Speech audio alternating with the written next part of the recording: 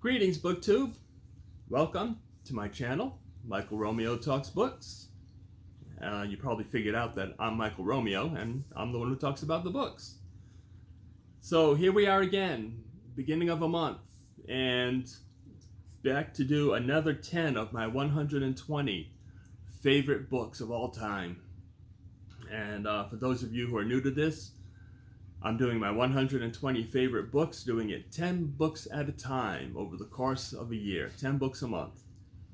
And right now we are in 4th month and doing books number 31 to 40.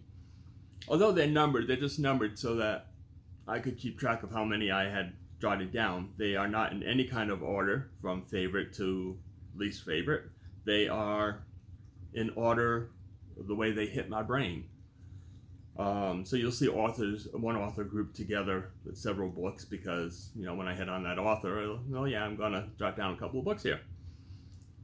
So, without further ado, let's jump in with 10 more of my favorite books. And I gotta tell you, I just love doing this every month. It's so exciting to share these books that I encountered over the years and maybe share some with you that you've never heard of and will be encouraged to go and seek out.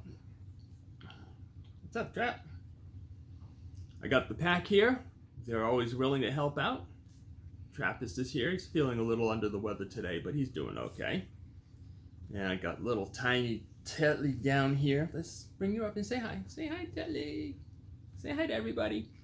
In there, look at the camera. My little Ewok.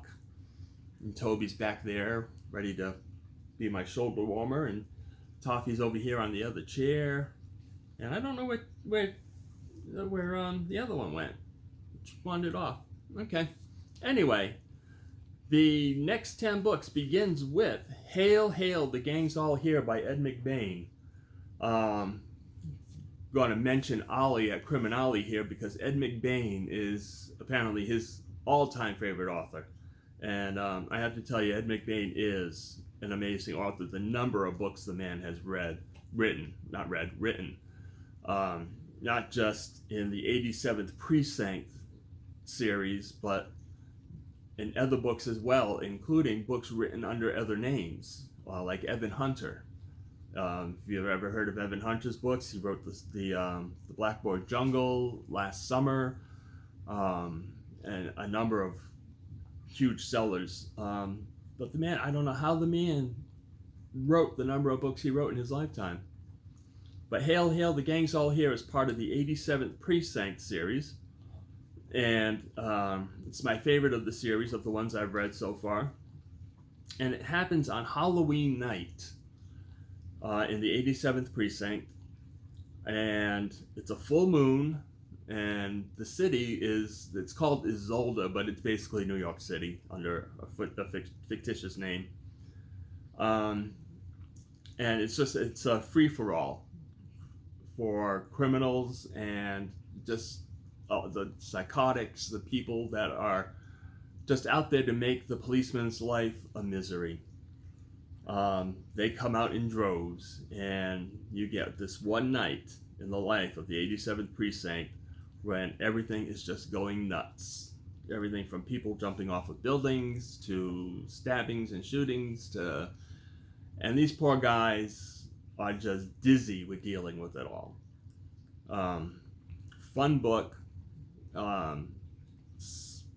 It's written with a tongue-in-cheek humor, and in my opinion, of the ones I've read, it's the one I enjoyed the most, and I've actually read it several times. Next up, we have The Source by James A. Michener. Michener, for those of you who are not familiar with him, he rewrote the rule book on historical fiction when he started writing books like Caravan and Hawaii and The Source and others that followed. He does so good at not just giving you a bunch of characters to be enthralled with, whether you care about them or you just fascinated by them.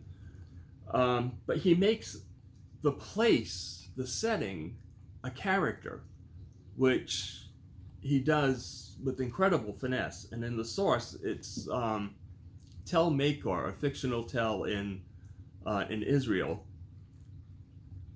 And the way the story pans out is there's an archaeological dig at Tel Makor, and as they dig down, they find different artifacts, and when they get to the bottom, as far down as they can go, and they get to the oldest artifact, then the story flips, and we start with who owned that oldest artifact, who owned and used the one that followed, all the way up to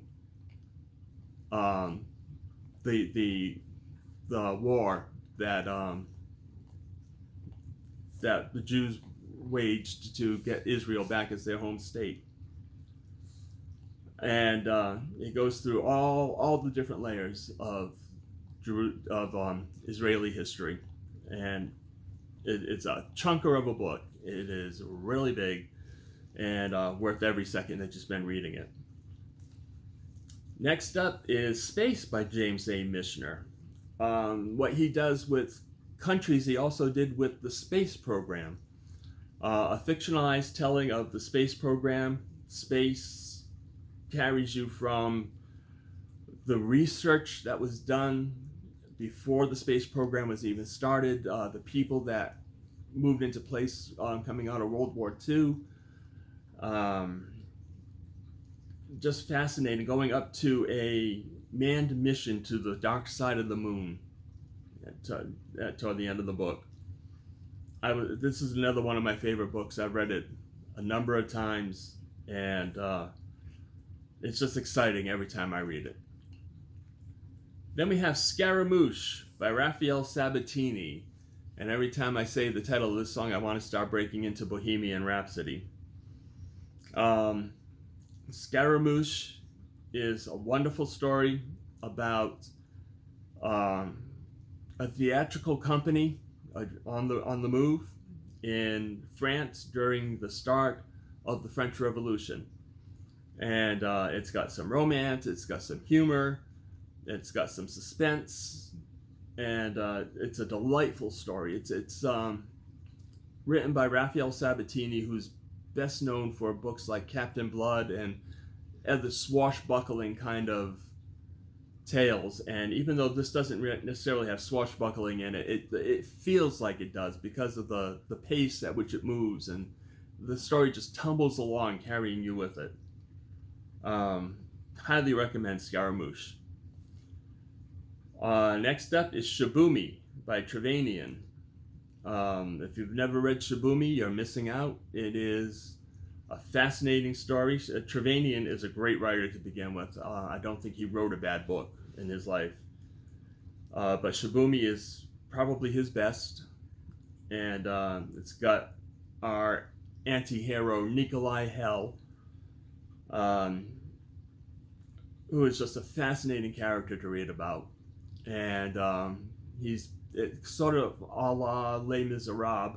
He's being chased by a CIA operative. And there's this wonderful climactic scene that takes place in the caves under the Basque French region. And it's an exciting book. It's a fascinating book. Trevanian really created an amazing character when he did Nikolai Hell. Now we've got 3 Stephen King books, probably my 3 favorite Stephen King books. Dolores Claiborne, and those of you not familiar with Dolores Claiborne, it's the whole book is she's been arrested for a crime, and it's her telling the police her story. And she goes into a lot of backstory, and because Dolores is not the type of person to hold back, she'll tell you an entire tale given the chance. And the story she tells is fascinating. She is one of the best heroines that Stephen King ever created, and probably one of the best in contemporary fiction. I won't tell you a whole lot about it because it'd be very easy to create spoilers on this one. Just got to tell you, if you haven't read Dolores Claiborne, go ahead and read it, because you've got a strong female character and a woman who takes her life in her hands, takes responsibility for whatever she does, and we'll tell you about it. And that's what the book is. It's her telling you about it. Then there's Revival by Stephen King, which is probably my favorite Stephen King of all time. It's a bit of a coming-of-age story for the first half of it, and then it evolves into a sort of, I don't want to say a chase, but a pursuit at any rate. And the coming-of-age character is trying to resolve incidents that happened when he was a kid, all revolving around this minister that had moved into town and befriended him. And as things turn out pretty weird, and because it's a Stephen King novel. But I love the way he wraps it up, or not. Let's just say that. And I just found the way he wrote, his style of writing in it was some of the best he's ever done. Giving you a real sense of place, a real sense of time,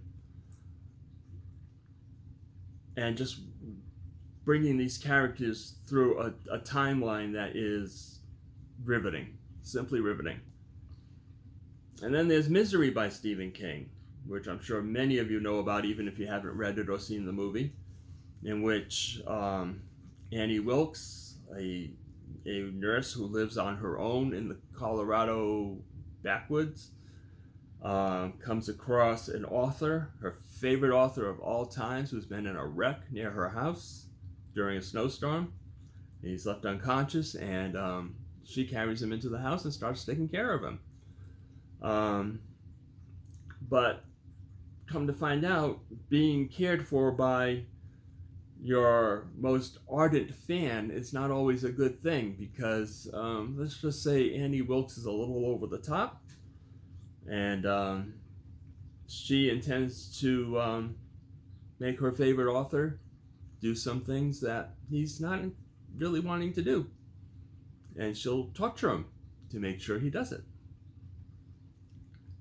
And from that to an absolutely beautiful book called The Summer of the Barzhinskis by Diane Pearson, set in the early 20th century, set in London.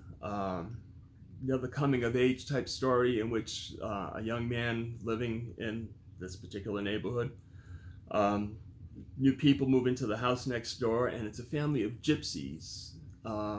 We've got a very staid British neighborhood suddenly being invaded by a family that is wild and has a completely different outlook on life. They are really, truly gypsies.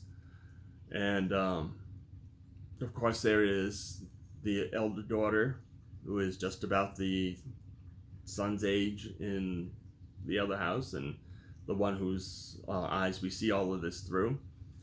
And a romance does ensue. That's not the smoothest of romances, but the story itself is just absolutely breathtaking. Diane Pearson is a very visual writer. She makes you see the landscape, she makes you see the people, she makes you see the situations, which is why she has a second book on here too, called Chartis, which is the last one for today. Chartis, C-S-A-R-D-A-S, is a Hungarian dance, folk dance. And in this case, the story is set just prior to World War I. And Hungary is at its economic height.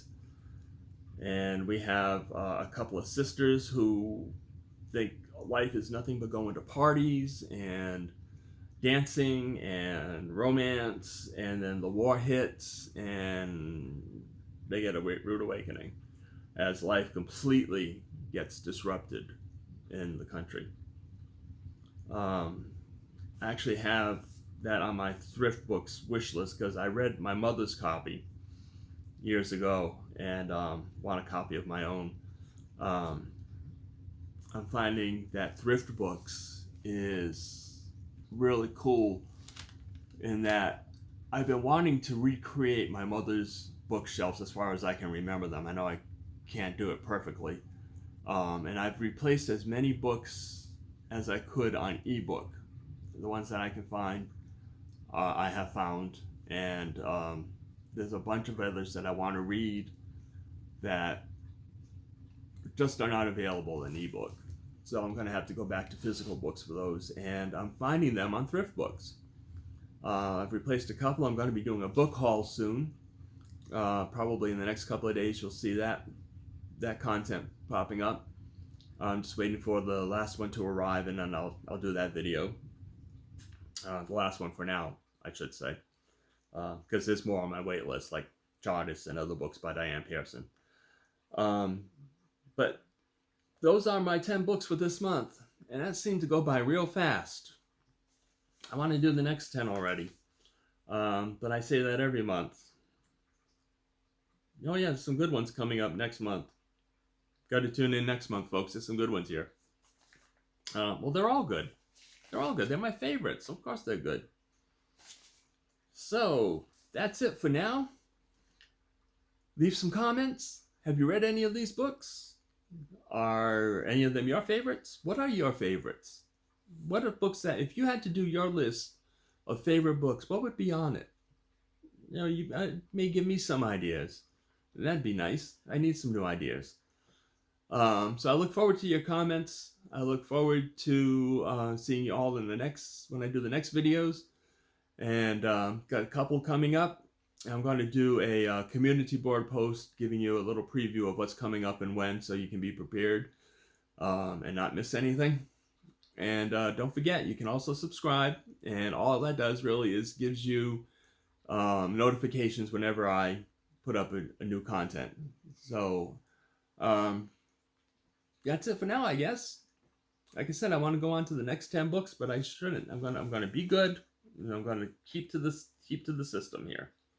Otherwise, I could just blow this out of the water before the end of the year. Okay, so we'll catch you all later. Take care.